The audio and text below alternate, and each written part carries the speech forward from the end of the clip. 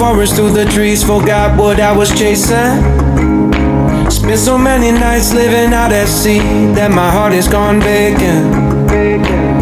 And everybody who was close to me all stayed on dry land. So now I'm driving back on Interstate West, I just gotta feel something.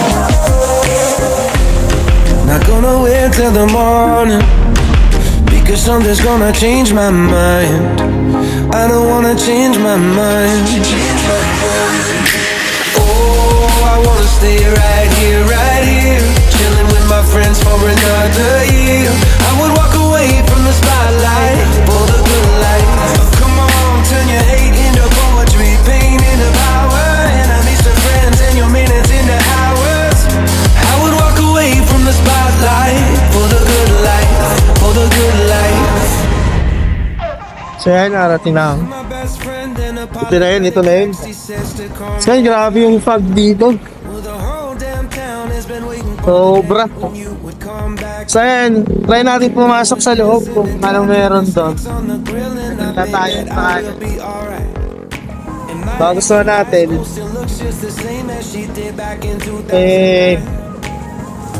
babalikan natin sa lugar na to. Parang tahimik eh. Ito lang yung mga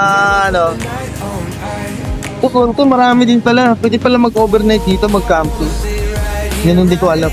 Chilling with my friends for another year. I would walk away from the spotlight for the good life.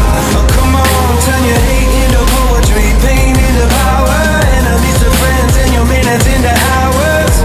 I would walk away from the spotlight for the good life, for the good life. And they all said I was crazy for leaving my money, but it never made me happy alive. Life is just too short to do what you want to. What do you want to do? Oh, I wanna stay right here, chilling with my friends for another year. I would walk away from the spotlight. Tara natin pumasok sa loob. Makapagkape man lang. Hey guys.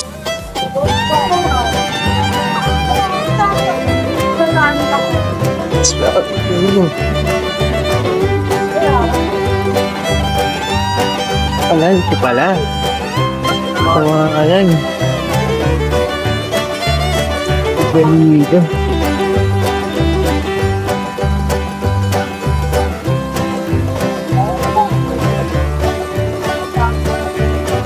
So, balik tayo dito guys. Ano to? Wow, ayun, ang ganda. Hindi dito. Balikan natin to. Pwede magkape. Wala na eh. So, nakita natin yung loob. So, babalikan na lang natin to. Makasusod na araw kung maganda dito mag-camping. Ito tayo. Balik na tayo, balik. Ay. Ganda pala din sa loob. Ito na tayo sa taas, magkape. Balik na tayo. So yun lang guys, nakakita na natin yung ano sa loob. Medyo nahiya tayong mag-video pa doon. Wala na, nagkulang pa ako. Papakita ko na natin sa sa bahay. Para kung sakaling gusto ng mag-camping dito. Ayan, may mga tent sila dyan. Ayan. So marami pala, meron pa din doon. Tapos kung pwede kang mag-ano dito.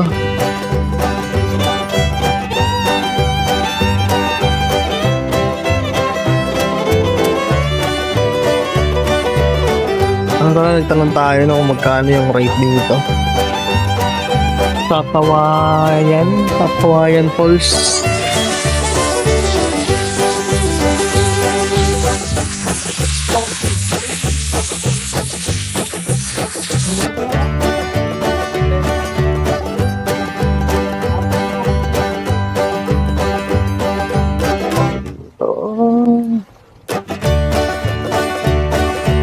tayo. Sige, search na lang natin sa Facebook to.